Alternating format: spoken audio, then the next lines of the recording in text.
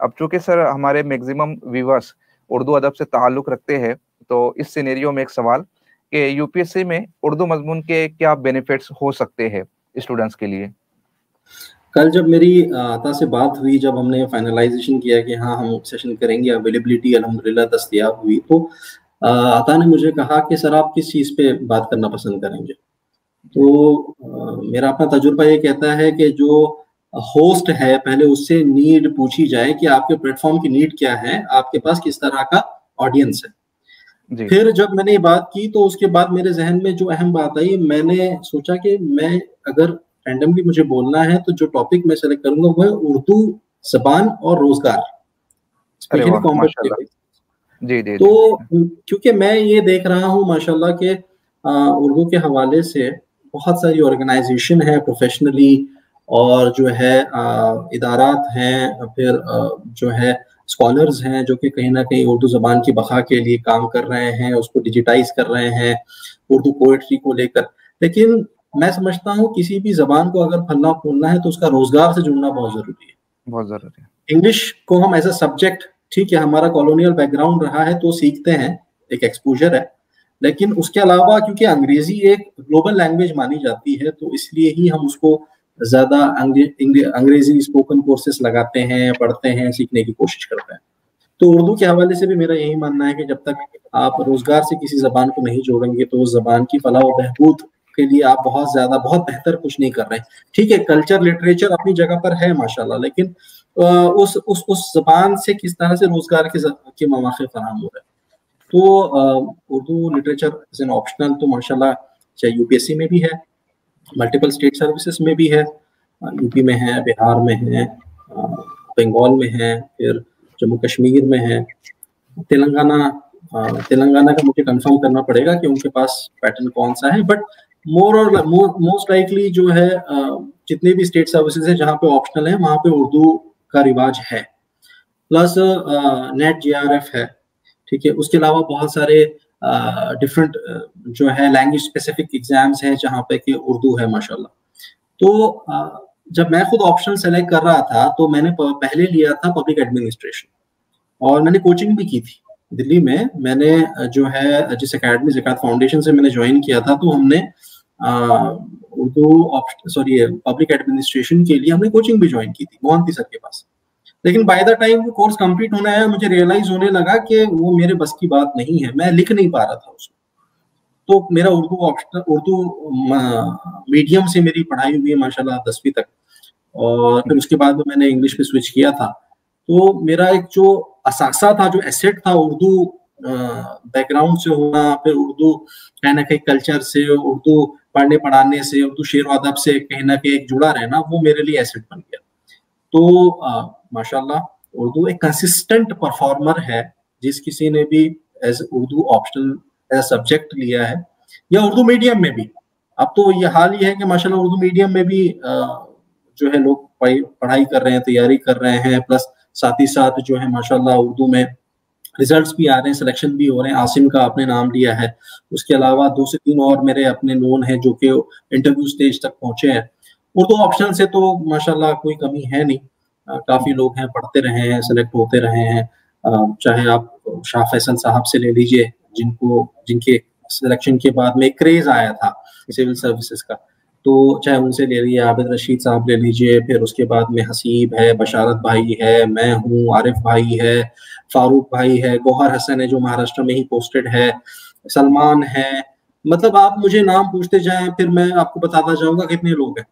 تو اس میں بہت سارے ایسے بھی ہے آتا جنہوں نے اردو ایز اے سبجیکٹ ہی پڑھا تھا اسکول میں، پوری یعنی کہ اسکول میں انہوں نے 12th تک کے اردو ایز اے سبجیکٹ ہی پڑھا، میڈیم انگلش رہا، بعد میں انہوں نے سیکھا اور بعد میں سیکھ کے اردو آپشنل لے کے ایگزام کریک کیا۔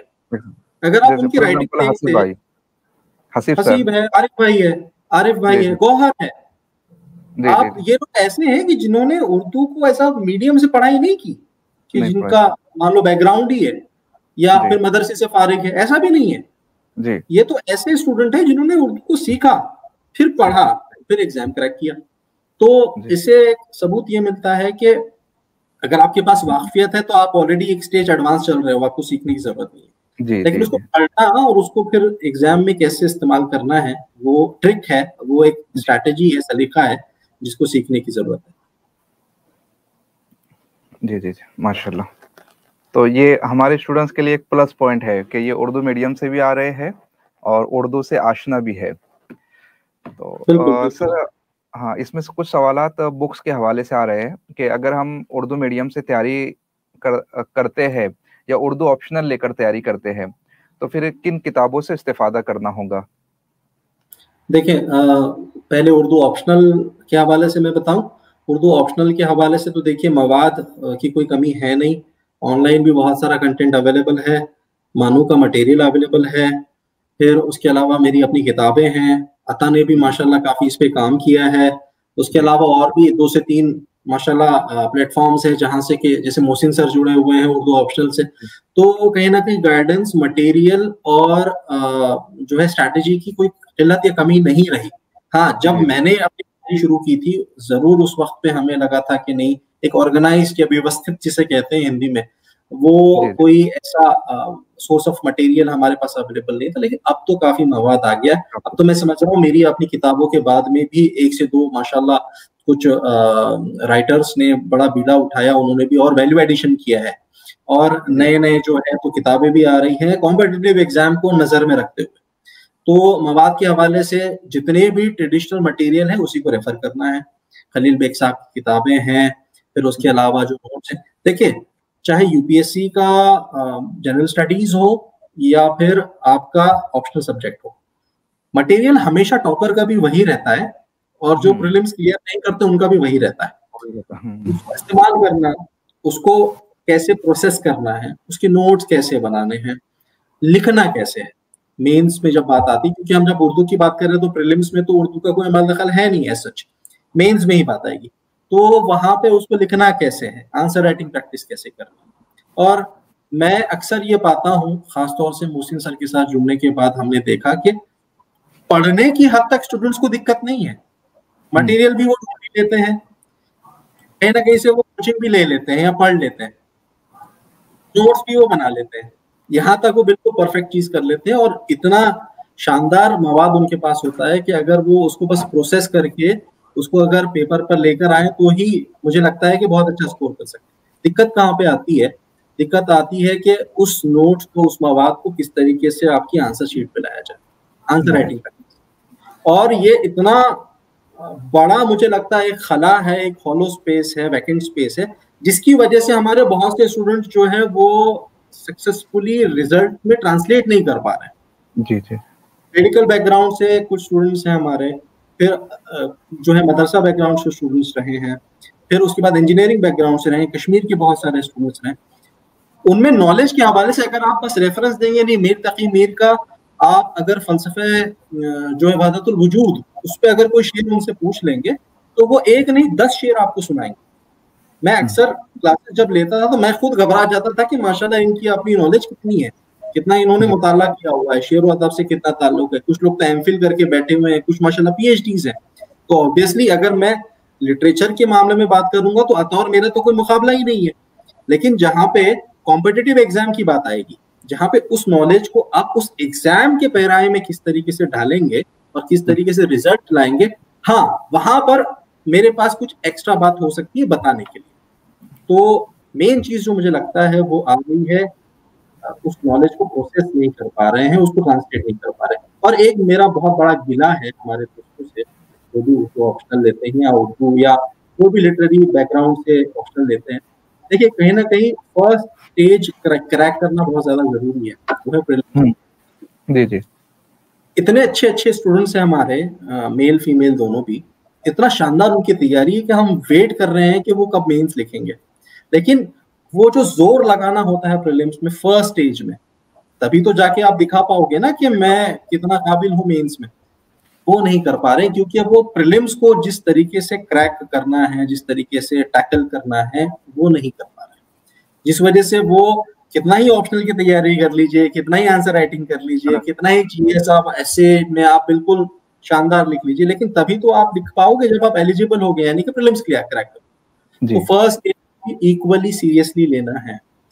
और माशाल्लाह मैंने देखा है, हमारे अपने साथ में जुड़े हुए लोग रहे, 4 अटेम्प्ट पे प्रीलिम्स क्लियर नहीं कर पाए, लेकिन जब मेंस लिखा तो सीधे सिलेक्शन ही लाया, क्योंकि एज में फंसे हुए थे, निकल नहीं पा रहे थे, कोई भी वजह से प्रैक्टिस नहीं हो रही थी, कॉन्फिडेंस की कमी थी, या फिर एग्जाम प्रेशर ले लेते थे एग्जाम के दिन और आते हुआ भी गलत करके आ जाते थे।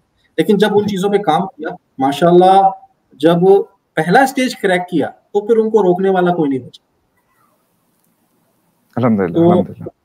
हो या फिर हाँ, उर्दू मीडियम के हवाले से, तो उर्दू मीडियम के हवाले से मैं फ्रैंकली कहूंगा थोड़ी मेहनत का काम है कंपैरेटिवली, क्योंकि इतना यूनिवर्सली मटेरियल आसानी से एक्सेसिबल नहीं है, आपको थोड़ी सी मेहनत करना पड़ेगी। जिन लोगों ने तैयारी की है, ऐसा नहीं है कि नहीं की है, माशाल्लाह कर भी रहे हैं, सिलेक्शन भी हो रहा है। आसिम माशाल्लाह, आसिम का सिलेक्शन है हमारे सामने रिसेंटली 2020 एग्जाम में, तो तैयारी भी हो रही है, सिलेक्शन भी हो रहा है। हाँ, लेकिन ये है कि फिर आपको क्योंकि सारे सब्जेक्ट पढ़ने हैं, तो उसके लिए बहुत सी चीजें हैं जो कि आपको उर्दू में अवेलेबल हो जाएगी, लेकिन बहुत सी चीजें ऐसी हैं जो कि शायद उर्दू में अवेलेबल ना हो।